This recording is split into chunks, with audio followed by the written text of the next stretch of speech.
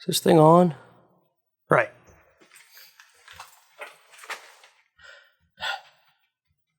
Hey folks, it's Nate, and I'm back.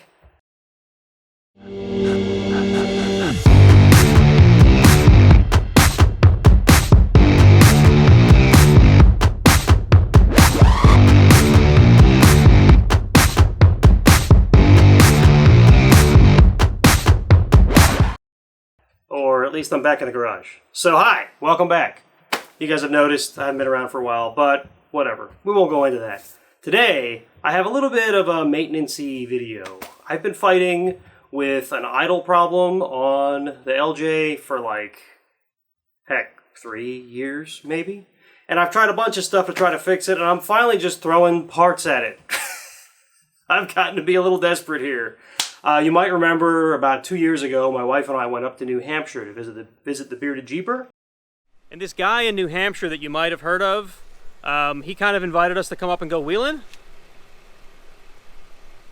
And while we were up there, it was a nightmare because the Jeep was running so rough. We had trouble keeping it at speed in traffic. We ended up taking all these back roads to get home, and we about cheered when we were within the 100-mile radius of home that AAA would tow us home.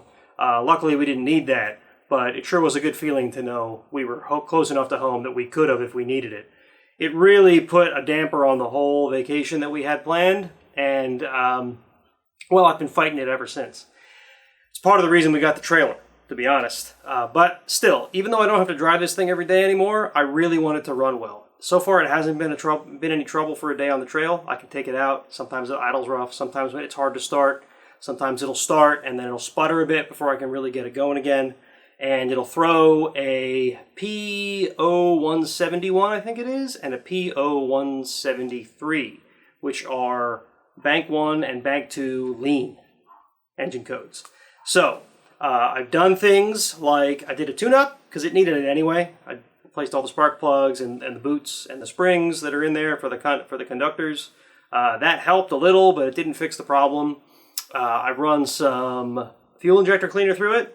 I thought it was a heat soak problem, so I did new heat shielding around the fuel rail and around the exhaust manifold, which is a common thing on these TJs. So these are all things that I needed to do anyway, and they were things that really needed some attention, but the problem is still there. So today, I'm dealing with the MAP sensor and the IAC, the idle air controller, I think is what that stands for. I'm going to replace both of those sensors today and hopefully do away with this issue. If it's not that, it could be a vacuum leak somewhere. It could be that my injectors need to be replaced, and I hope it doesn't come to that because that looks like kind of a job. So, stick with me. We're going to replace both of those sensors. You might notice the Jeep is leaning to one side a little bit. I've got a flat tire, something else I'm going to have to deal with. But that works out for today because everything we're dealing with is on the driver's side of the engine. In fact, I think both sensors that I'm replacing, or I should say both the sensor and the controller that I'm replacing, are on the throttle body. So they're relatively easy to get to. I'm just going to have to pull some stuff off of the engine, like the air intake and whatnot, to try to get to it, get better access to it, and then it should be an easy job. Did I just jinx myself? I just jinxed myself, didn't I? It's going to be a terrible job. All kinds of broken bolts are going to happen. I'm going to have to get the welder out at some point. You hear me, Jeep guides? All right, let's get to work. All right, so if my info is right, the MAP sensor is this little jobby right here, which you may have trouble seeing. Maybe I'll get you a close-up. And the IAC, idle air controller, is like a valve, a computer-operated valve, that is right back here on the other side of the air intake. So what I'm going to do is I'm going to start disconnecting sensors here, like this one that I can't see. I've always hated this. Oh, I can just pull it out. There we go. Step one done, right? Basically, I'm not going to go over every step of how to take this apart, but there's hose clamps here. Take them off and this will pop off. I don't know if I'm going to take the whole throttle body off of the engine. We'll see once we get that far if that's going to be important. I did recently have the throttle body off. I forget what project that was for, but I had it off and disconnected the cables, disconnected the plugs that go to these two sensors, or the sensor and the controller, They didn't give me trouble then, so hopefully they will not give me trouble now. I don't think I'm going to have to take the whole throttle body off, right? But we will see in a moment. So let's get us, let's see, looks like a nut driver will do the trick here. We go grab that, we'll get back to work.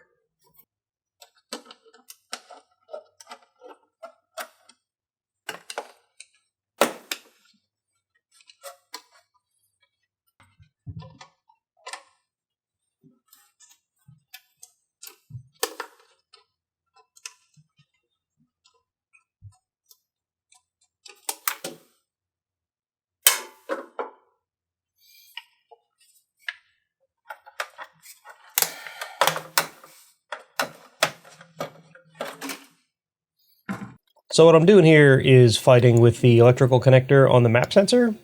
Unfortunately, dude fighting with electrical connector does not really make for good, exciting YouTube content, so I'm trying to speed it up for you here. Basically, what I ended up doing was I took the little Torx bolt out of the MAP sensor that holds it to the throttle body, and then I had to release the little clip inside of the connector with a flat-headed screwdriver. I'll talk about that in just a sec. Okay.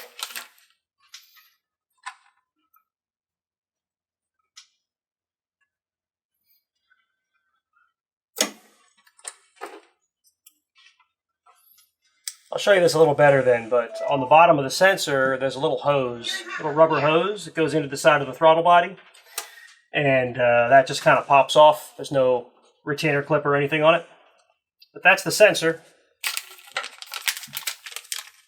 There's the new one. They do look a little different, but the form factor is the same. I just got to figure out how to get it off the dang clip.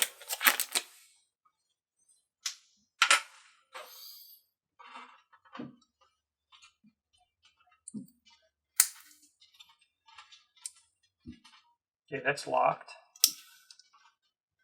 That's unlocked.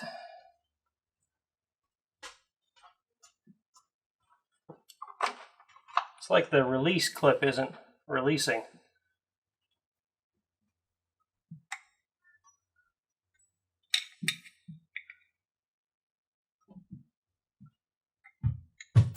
Look at that. So there's this little red tab on here. Let me zoom you guys in some. So you should be able to see this now. There's this little red tab here. On mine, it was already pulled out.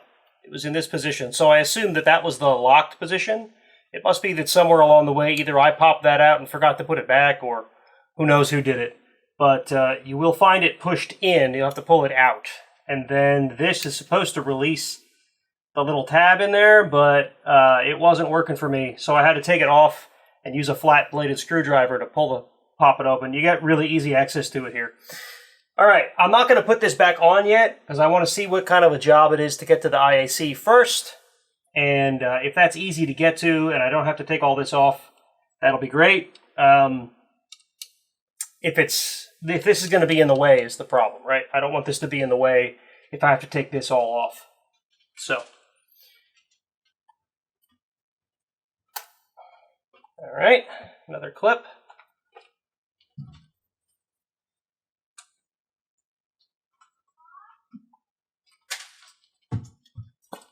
Okay, that came off easy. That's good. Now, how do we take this out of here? Underneath. Of course it's underneath. This is a T20. It's the same one that was on the side, so stands to reason. Maybe it's the same one.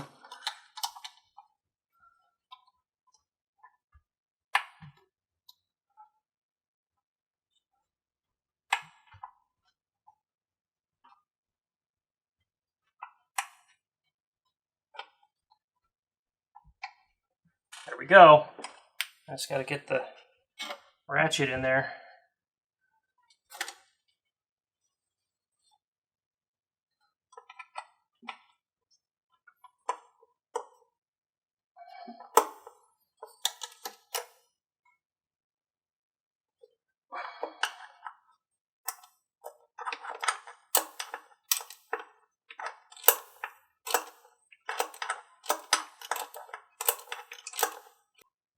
Now it's turning free. Now, the key is, can I get out of here without dropping the damn thing? Or losing a ratchet in my engine bay. Come here, you. Stay there.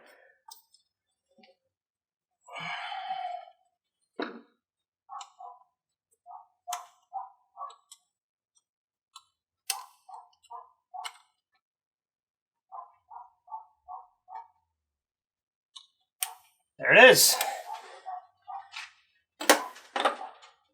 Okay, it's just like the one that came out of the MAP sensor, but shorter. So remember that. When I'm looking at the end and can't remember which one was which, remind me, the shorter one came out of the IAC. Okay, now we got to get this out of here. How hard's that going to be?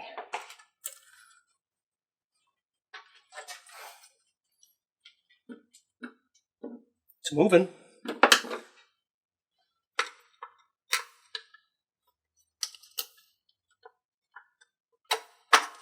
Haha! Look at that. It's a little dirty. I do wonder if I could have just gotten away with cleaning this. They do sell cleaner that's specifically for the IAC, but I already bought a new one, so I'm going to put the new one in. Shiny new IAC. I don't know if it's keyed. Doesn't seem to be.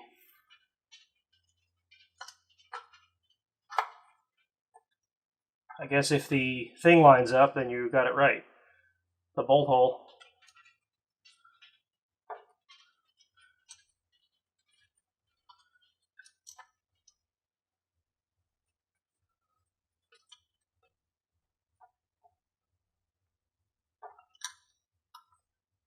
It's going in, just not so easy.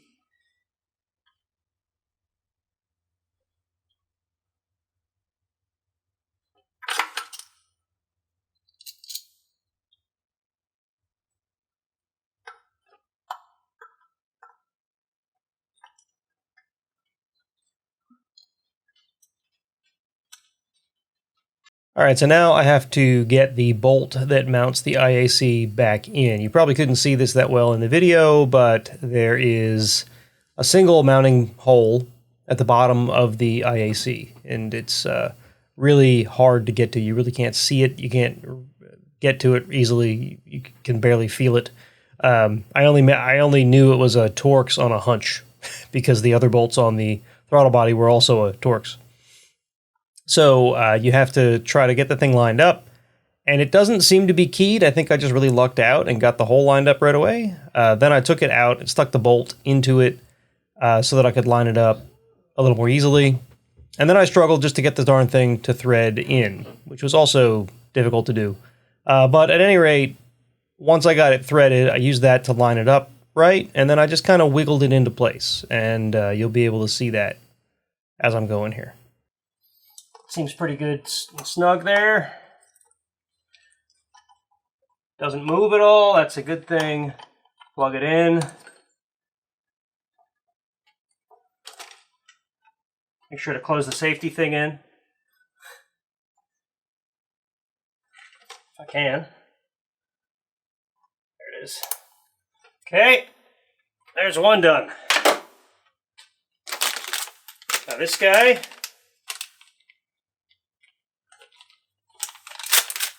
I can't be the only one that uses flat-bladed screwdrivers to open up sensors or other plastic in the garage, right? There we go. See what I mean? The old one and the new one, they look a little different.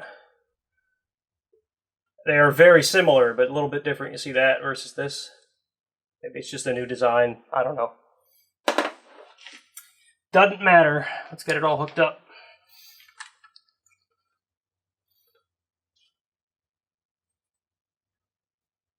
Get that little hose reconnected. This guy, Torx bolt, goes back in here.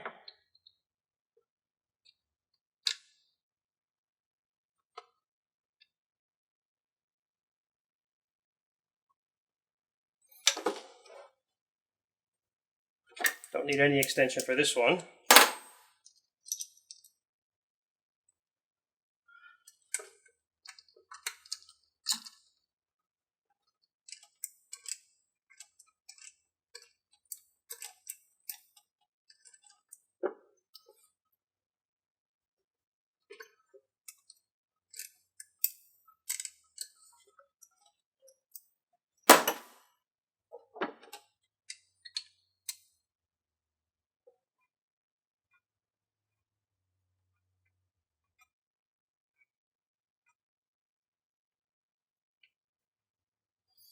Sometimes if a bolt has just a little too much tension that you can't finger tighten it, you just take your socket or whatever, and that gives you just a little more leverage, a little more surface area to grab onto, and you can twist it that way. That's what I'm doing here, just to get it snug.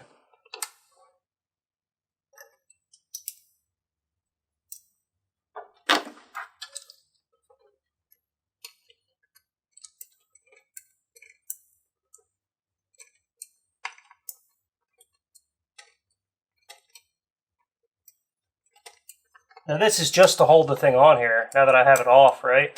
It's just like a mounting screw, so it doesn't really matter if it's really tight. Just get it good and snug, I think. Over-tightening could crack the new sensor.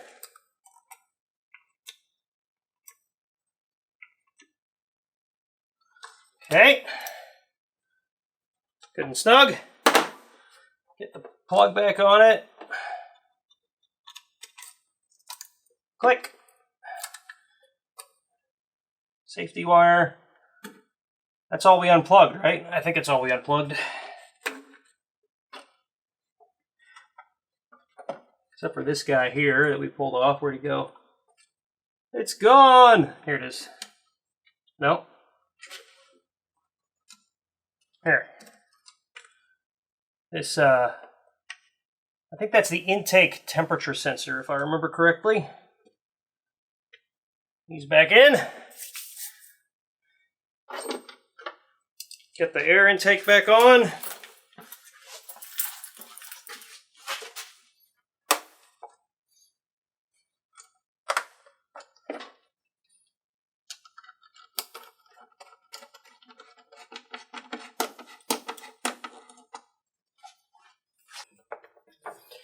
Okay, we've got that all back situated. Let's tighten this down.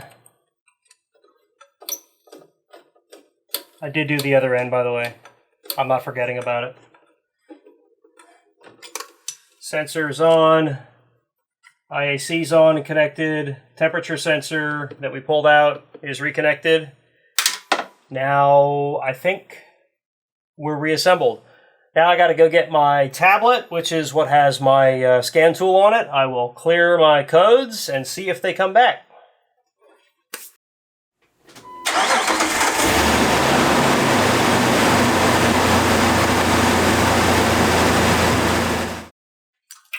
Well, I'm not going to lie, that was a pretty smooth startup, although usually when it's cold it starts just fine. So what I'm going to do now is take it out for a ride, and well, first I guess I got to fill that tire up.